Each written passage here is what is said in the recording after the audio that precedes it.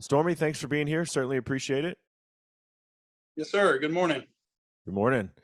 So first of all, tell us a little bit about yourself, where you're from, how long you've worked as a game warden, and what your current position is. Well, I was born down in the Rio Grande Valley in West Laco, Texas. Grew up there. Went to moved off. Went to A&M College Station.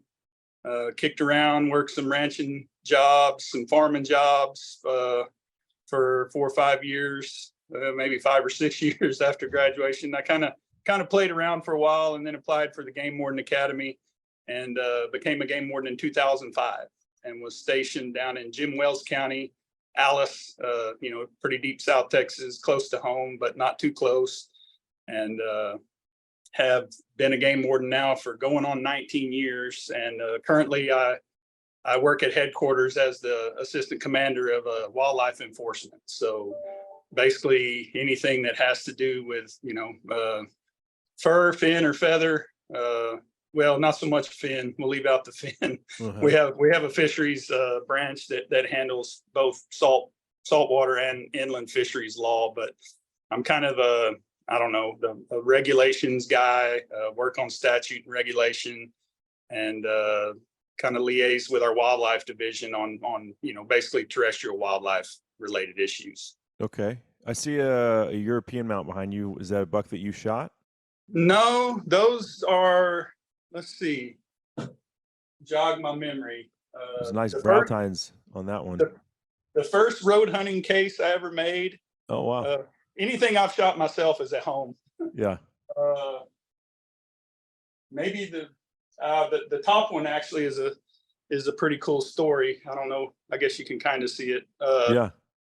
If you could see it very well, you can see that it's blue. The antlers are blue, and that's from a dye that they put on at the DPS lab to recover fingerprints. That was actually a deer that was poached off of a ranch down in the Fremont area.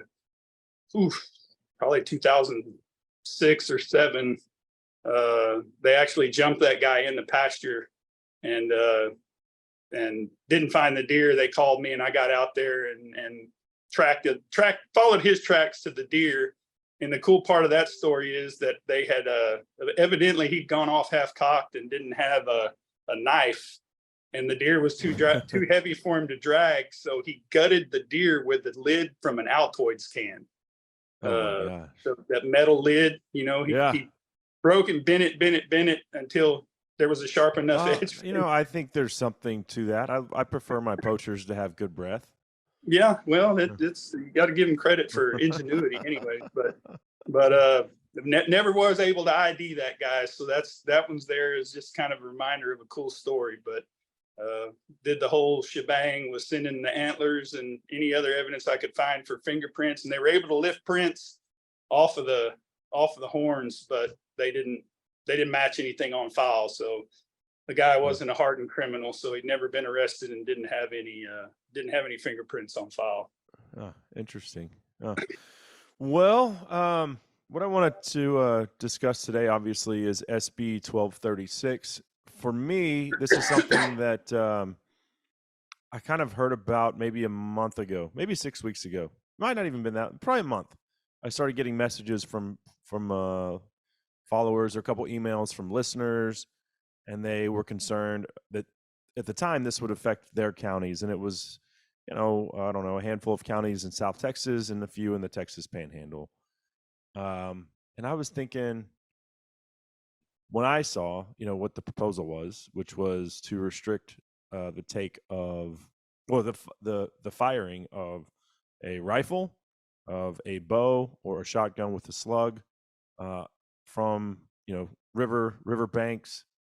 I was thinking, well, for South Texas, maybe it has to do with illegals. Maybe we don't want hunters running in, because we obviously have this incredible influx of illegal immigration, and we don't want to have any violent altercations.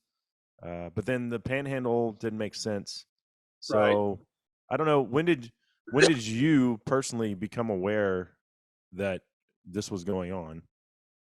Well, I think it's important to go back and lay out that a limited number of counties this has been in effect since 2005. I can't remember the exact number, but like you said, it was mostly some South Texas counties, and it was like 8 or somewhere in that range. 8 counties in the entire state where this law has been in effect. A year, maybe 2 sessions ago, an amendment was made to that bill. Sorry, I'm getting messages as That's we're all right. trying to figure out how to turn my Duty noise calls. off. Maybe 2 sessions ago, an amendment was made to that law to add Hall County, which is up, in the kind of the lower eastern portion of the Panhandle. Right. And then I began hearing that, we may see a bill to potentially add some more counties. I guess right around the time the session started, which would have been January of this year. And then so obviously it evolved at some point from the addition of 4 or 5 new counties to its current state, where it's going to be effective statewide. Right. That was the shocking thing for me. Okay, so that was the proposal was just to add the Panhandle counties, those South Texas counties that already existed, probably for the reason that I outlined, I would imagine. I don't know why else they would have that put there. Out of the entire state, only, I mean, if you look at the counties, it's where you're likely going to encounter illegal immigration activity. Yeah. So I don't know. Well, I don't know. Obviously the situation in 2005 with immigration was a little different probably than it is now. I'd be hesitant to make a leap to think that it was related to that. If you look, I think it was, again, 2005 is when I became a game warden. So this law was in the works in the 2005 session, basically while I was still in the academy and knew absolutely nothing about it, the original law. So I can't speak with 100% certainty of what the motivation was at the time, but I will say that, there have been historical issues in some areas in the past along that Nueces River drainage, or the Nueces River itself, basically, and various whatever other navigable streams are in those counties that, I'm going to guess that it was probably related to some sort of landowner issue with whether they were having a trespass issue or thought they did, I don't know. But I don't think it at least in 2005, there wouldn't have had anything to do with immigration, but I didn't write the bill, so I don't know. So Pete Flores is a retired chief game warden from Texas, from your department. Yes, sir. To me, reading his, involvement, he was very active in trying to push this. That's surprising for a game warden, former game warden. Now he's a Texas senator. But for him to try to limit hunter opportunity in a state that's 98% privately owned, where hunter opportunity on public land or water is already crap anyway, that was pretty surprising. I was very disappointed to see that. And then shocked when you and I were talking yesterday that not only had it incorporated the Panhandle, but incorporated every county in Texas. And nobody knew about it. Like, they did this essentially behind closed doors. There wasn't any opportunity for backlash because they did it under the cover of darkness. Very shady dealings. I think that was the most disappointing thing, and probably the most egregious abuse of power when it comes to anti-hunting legislation that I've seen in Texas in 15 years of covering the outdoors here. Well, in fairness, Cable, whether anyone, I know you're not going to bash our politicians. That's not why I brought you on. But I think it is important that I do, lay out, like, again, as I was saying, whether you, I, or anyone else agree or disagree with the law, I think the term behind closed doors, maybe without a lot of fanfare, would be a fair assessment. But it did go through the legislative process. There were public hearings. These things are posted much like similar to, I know you've been to some of our commission meetings. I think I've met you there, or seen you at one or two anyways. So I mean, essentially, they're not really allowed by law to pass a law or change a law without that public opportunity. Now, I will say I was a little bit surprised that some groups and some individuals like you or some of these organizations that watch these things weren't there. Because they have people that work downtown solely to watch, to know when these kind of things are going on. But I will say, because I was at one of, I don't know how many hearings it ultimately ended up getting in committee, but I was at one of them because I was downtown there for multiple bills that day, and then I watched whatever other ones there were. I watched remotely, and the public hearings do occur. I mean, they're there. Let me ask you this: at what point in the process? Because I think this is why I wasn't real concerned, is that it was only going to be a handful of counties in the Panhandle. At what point in the process did it go from that to, because weren't you surprised? You said, I think you told me that you were kind of surprised when it passed as an amended statewide ban on those weapons in those situations. That's the thing that was so shocking. So I don't know where that was. If we would have heard, I never heard anybody talk about it, but I guarantee you I'd have been there if I would have known about it.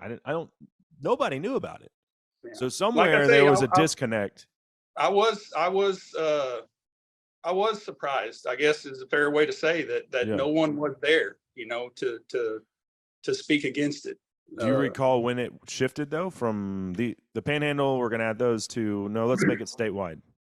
Man, I'd have to go back. You can look on online. I'd have to go back and look at all the specific dates. I mean, amendments can be added. There were some minor amendments added toward the very end of the process, but those, are laid out basically either in committee or on the floor of either the House or Senate. But I couldn't tell you, because originally it was two separate bills. I don't remember if you and I discussed this the other day. I think there was a bill, to add some counties in the Panhandle, and then a bill to add Lampasas County. Right. And those were independent of each other at first. Well, logically they were combined. And man, I couldn't tell you, Cable, right now with any certainty at exactly what point in time. But it was probably sometime between March and May or something like that those amendments were tacked on. And I think that happened. I think that occurred prior to would have been the House committee hearing, but man, don't hold me to it. But so I guess why I'm saying, like, I don't understand how we didn't know. In the people that were sending me the emails and the notes on social media about it, they didn't know, and they were trying to follow it because it was going to directly affect them. So I don't know anybody. I haven't talked to a person yet, other than you, that knew that it was proposed as statewide. I don't know. Well, that wasn't how it started. That's what I'm going to try to figure out when that changed, right? Because we would have raised all kinds of hell if if we would have known. However, we didn't, and this is where we are now. The governor has signed it. It'll go into effect September 1st of 2023. So here's what I think it is. It's wealthy landowners that think they own the riverbed and don't want people shooting their deer. Essentially, I don't know how else to interpret it, why we would have a big stink about it. And I understand their perspective. And let me just say, like, background wise, none of this really affects me personally. I have 2 deer leases. We don't have any navigable waters that roll through either one of them. Right. And I've hunted plenty of WMAs, Army Corps of Engineers properties for feral hogs and rabbits and stuff like that. But I haven't actually, floated down a river to go hog hunting. But I've talked to a lot of people that have or do, and people don't realize how big these riverbeds are. The river starts to dry up a little bit. Okay, now you've got a 200-yard wide stretch of of property that you can hunt. And we all know, especially feral hogs, use these as travel corridors. Doesn't matter Right. where you go. That's, they use those to get from A to B. Big bucks also like to travel riverbeds, and I don't know, it doesn't make sense to me. Well, I think that there's probably there's a pretty fair level of misconception about what the riverbed includes. Right. I follow. I mean, I read outdoor forums and all that stuff, and I've been seeing some talk on multiple of them here lately, and a lot of people. Yes, our game wardens, FYI, our game wardens follow the outdoor forums because they're keeping tabs on what you guys are doing. Well, we're outdoorsmen too, Yeah. But I see a lot of questions of like, well, it's already illegal to shoot deer out of a boat. Well, yeah, it is, but we're not necessarily talking about a river full of water here. We're talking about what's legally, defined as that publicly accessible portion of a navigable river or stream bed, which is at times hard to identify on the ground, but could include a lot of dry land. Like you say, where wildlife live and feed and travel and go to water, and so I mean, I think that's probably something, as our job on the enforcement side is, and why I'm here today, is I want people to understand the law, and I don't want them to feel like something's prohibited that's not, and overly hinder, based on a conception, but also don't want them to think that it only applies to, floating down the river in a boat. There's a lot of dry land involved in some of these, as you go from circumstance to circumstance and location to location across the state, you could be talking about a lot of what people would not think is, oh, that's not a river. Well, legally, it's part of that riverbed, Yeah. Well, and that's the crappy thing. That's so much. We just lost, I don't know how many thousands of miles of huntable land. Yeah, and I don't. Now it's closed to the general public. I think only time will tell. Well, again. So okay, you can still duck hunt. You can still bow we're fish. Transparent. We want to be transparent. It's not closed to the public, and I'm curious. I'm curious as time will tell whether it actually affects how many folks go out there, or whether it will just affect how they hunt. Because I mean, you can deer hunt with buckshot. Yeah. Now I fully understand that that's more challenging than it's a lot harder to get 50, 75 yards from a deer sometimes than it may be to get 300, So that brings up an interesting point. You can still shoot deer with buckshot, but you can't use a bow, and it's harder to kill them with the bow. So I don't understand that at all. Yeah, again, I think maybe this current change was done in the statute where it was because it was pre-existing and that language is in there. Whether or not the current intent this time around was the same, that's where it got put. Another thing, there are some exemptions, and there's some exemptions in there for archery equipment used for bow fishing. Shot only. Can't have a broadhead and can't have a fletched arrow. And can't have a bow without a reel and line attached. Okay. And then the one amendment that basically with a little that we were able to, and I don't think it had occurred to anyone, that we were able to I see a lot of questions on these forums about alligator hunting. Of course, it's illegal currently on a public river anyways to just shoot an alligator. You have to catch it on a line, but we were able to get an amendment, put in there to exempt the discharge of a firearm for dispatching that alligator on a line. So, most people, you catch an alligator on the line, you've got to end it somehow. And right. Generally that's a firearm. And so we were able to get an amendment. I say I mean, an amendment was added to get, to allow for that. But I really, So you guys had a meeting yesterday, which you had told me, because we spoke on Tuesday. Today is Thursday, and y'all were trying to make heads or tails of how to interpret it and potentially enforce this going forward, because some of it seems kind of gray. Like, okay, here's this new thing. What do we do with it? The Yeah. public is pissed off. How do we, how do we move? How do we go forward from here? And this is totally unrealistic, but it would be my solution would be, hey, you see a lot of these sheriffs when a county or even a state passes anti-Second Amendment legislation, we're not going to enforce that. So that'd be great if our our Game Warden Division was like, yeah, you know what, that's really stupid. It limits hunter opportunity. There's no good reason for it other than private landowners bitching and not wanting to share in a place that's already private anyway. So now it would be like, that would be my solution. That's obviously living in La La Land, but if you guys just said we're not going to enforce that.